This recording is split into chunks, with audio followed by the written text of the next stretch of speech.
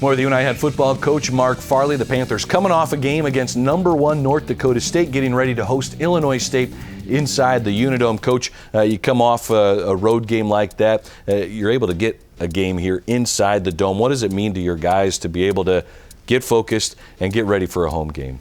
Well, it's nice after traveling so much. Well, it's the Friday at home. It's the Friday at home and not loading buses and getting back on Sunday, late Sunday nights, and turning around on your Mondays. I think that's more so than just playing at home.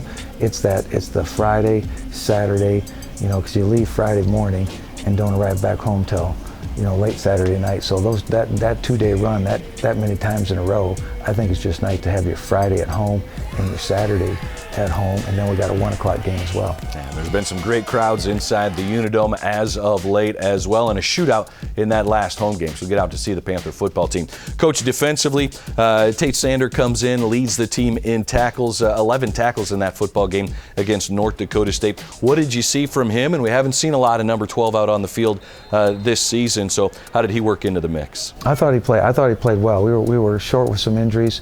Particularly when we lost Lane Pryor, then Derek Anderson had to go pure tight end, and then gave Tate an opportunity to play more on defense, and thus he made the 11 tackles, so he played well.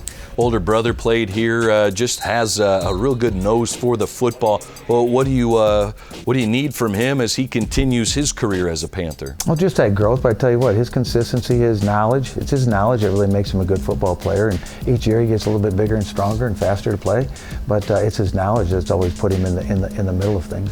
Jonathan Cabral-Martin and Ben Belkin, also both with 8 tackles to be one of the top tacklers for the Panther defense. Those two love flying around the football. What did you see out of them in that game against North Dakota State for your defense? Again, J-Mart, as we call him, Cabral-Martin, really does a nice job. He shows up all the time, very consistent play, much like Dez, and has really performed well consistently.